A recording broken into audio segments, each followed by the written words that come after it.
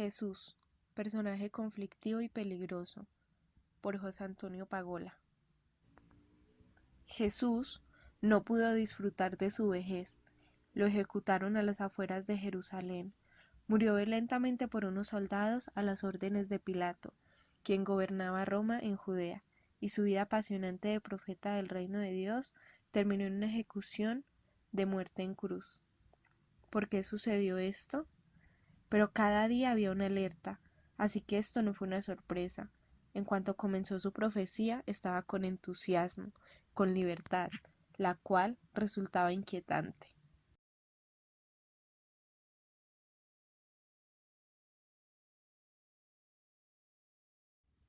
En conflicto con los fariseos. Los evangelios presentan a Jesús siempre en conflicto con los fariseos, que le hacen preguntas engañosas y tratan de desacreditarlo ante el pueblo. Jesús lanza amenazas y condenas. No entrarán en el reino. Jesús habla directamente en nombre de Dios, Padre empeñado en establecer su reino de Israel, no para observar, sino para escuchar la llamada de Dios. Sí, hubo enfrentamientos, pero no tan violentos como lo presentan los evangelios. Los fariseos no fueron los que buscaron su muerte. En realidad, las amenazas venían de otros sectores, la aristocracia sacerdotal y laica de Jerusalén. Oposición a las autoridades religiosas. La aristocracia de Jerusalén estaba formada por minorías de ciudadanos ricos, sacerdotes, y algunos pertenecen al grupo de los saduceos del tiempo de David y Salomón.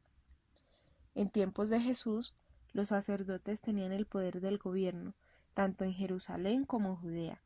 Gozaba de plena autonomía en los asuntos del templo, sacrificios, limosnas, tasas, diezmos, con una política encargada del orden. Jesús subió a Jerusalén, por lo menos 2 veces a celebrar Pascua. Los saduceos se llenaban de recelo y desconfianza. La parábola de los viñadores homicidas. Un hombre plantó una viña, la cercó, cavó un lagar y construyó una torre de vigilancia. Después la arrendó a unos viñadores y se fue al extranjero. A su debido tiempo, envió a un servidor para recibir de los viñadores la parte de los frutos que le correspondía. Pero ellos lo tomaron, lo golpearon y lo echaron con las manos vacías. De nuevo, les envió a otro servidor, y a este también lo maltrataron y lo llenaron de ultrajes. Envió a un tercero, y a este lo mataron, y también golpearon, y mataron a muchos otros. Todavía le quedaba alguien, su hijo, a quien quería mucho, y lo mandó en último término, pensando, respetarán a mi hijo. Pero los viñadores se dijeron, este es el heredero, vamos a matarlo, y la herencia será nuestra. Y apoderándose de él, lo mataron y lo arrojaron fuera de la viña. Jerusalén, Jerusalén, que matas a los profetas y apedreas a los que te son enviados. ¿Cuántas veces quise reunir a tus hijos, como la gallina reúne bajo sus alas a los pollitos, y tú no quisiste? Por eso, a ustedes, la casa les quedará desierta. El recelo del poder romano. Junto a los poderosos dirigentes del templo, el mayor peligro para Jesús venía del máximo poder, el de Roma. Poco a poco se fue convirtiendo, ante los ojos de las autoridades civiles, en un profeta inquietante y un peligroso revolucionario. Herodes Antipas, que gobernaba en Galilea, había oído hablar de Jesús, que le llamó zorro. El gobernador de Roma estaba preocupado, que decía, este hombre está diciendo a todos que la voluntad de Dios está en contradicción con la del César, y que para entrar en el imperio de Dios hay que salirse del imperio de Roma. Jesús no piensa en una sublevación política y suicida contra Roma, pero sus bienaventuranzas anuncian la felicidad para los pobres hambrientos, perseguidos, etc. Para Jesús, todo pertenece a Dios. Al César solo le pertenece su dinero. El reino de Dios les pertenece, y nadie ha de abusar de ellos ni el César. coherente hasta el final. Jesús sabía que tarde o temprano su vida corría peligro, sobre todo en sus estancias en Jerusalén. Por eso se retiró a un lugar apartado. Sabía que los profetas habían sufrido la incomprensión, el rechazo y la persecución. ¿No le guardaba él también la misma suerte? Pero Jesús no buscaba la muerte ni la persecución. Pero tampoco se echó para atrás, ni huye de las amenazas, ni modifica su mensaje. Prefirió morir antes que traicionar la misión que su padre le había confiado. Nunca imaginó a su padre como un Dios que pedía su muerte para que su honor quedara restaurado y así perdonar a los demás seres humanos. Dios no necesita que nadie sea destruido en su honor. Su amor a sus hijos es gratuito y su perdón incondicional. Jesús entiende su muerte como ha entendido siempre su vida, un servicio al reino de Dios a favor de todos. Yo estoy en medio de vosotros como el que sirve, dijo a sus discípulos, y así estará en la cruz como el que sirve. Si toda su vida la dedicó a salvar a sus semejantes, su muerte también iba a contribuir a la salvación de todos. Peregrinación arriesgada a Jerusalén. Era el mes de Nisán. La gente se preparaba para subir a Jerusalén a celebrar la Pascua el día de luna llena. Jesús también quiso subir y se lo comunicó a sus discípulos. Seguramente quería anunciar también en Jerusalén lo que había estado proclamando en Galilea, la venida del reino de Dios. El grupo deja Cafarnaúm, camina a lo largo del río Jordán, atraviesa Jericó y llega al Monte de los Olivos. Desde allí se podía contemplar la ciudad santa con sus edificios. En sus estrechas calles se alternan talleres, tiendas y negocios, en los que los vendedores ofrecen a gritos sus mercancías. Pero lo que atraía más la mirada era la inmensa explanada del templo. Aquella era la casa de Dios.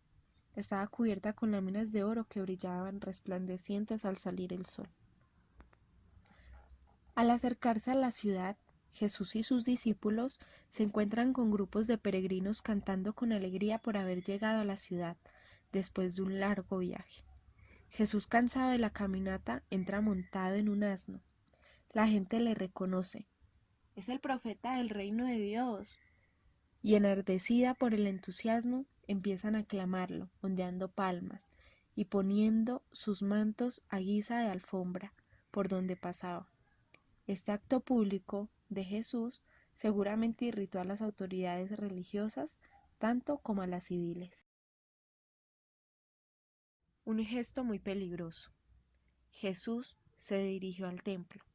Entra en el patio de los extranjeros donde se vendían los animales para los sacrificios y comienza a echar afuera a los vendedores volcando las mesas de los cambistas. Probablemente Jesús actuó solo en una parte de la explanada, que era enorme, tratando de interrumpir la actividad durante unos momentos. No podía hacer mucho más. Su gesto fue pequeño y limitado, pero estaba cargado de un significado de consecuencias imprevisibles. Jesús estaba atacando al templo, el lugar santo, desde donde solo allí se podían ofrecer a Dios sacrificios agradables y recibir su perdón. Cualquier agresión al templo era una ofensa peligrosa e intolerable. El gesto de Jesús es radical.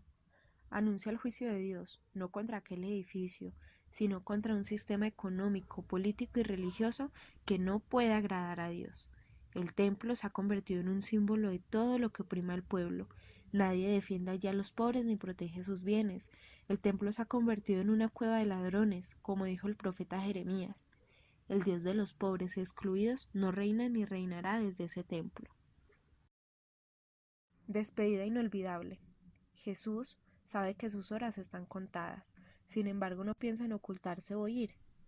Lo que hace es organizar una cena especial de despedida con sus amigos y amigas más cercanos. En esta cena Jesús habla de su total confianza en su Padre, está seguro de la validez de su mensaje. Un día compartirán juntos la fiesta final, y la cena de esta noche es ese símbolo. Jesús convierte esta cena de despedida en un gran signo, un gran sacramento de lo que ha sido su vida, un servicio al reino y a los seres humanos. Al repartir el pan, a cada uno de los apóstoles dice: esto es mi cuerpo, yo soy este pan, me voy a romper por el reino de Dios. Después, hacia el final de la comida, Tomó Jesús su copa de vino y se la pasó a los demás diciendo: Esta copa es la nueva alianza, es mi sangre, es mi vida que la doy por vosotros. Y añadió: Cuando partáis el pan y bebáis el vino en vuestras comidas, acordaos de mí. Así fue la despedida de Jesús, que quedó grabada para siempre en las comunidades cristianas. El que quiera ser grande entre vosotros, que se haga vuestro servidor, y el que quiera ser el primero, que se haga esclavo de todos.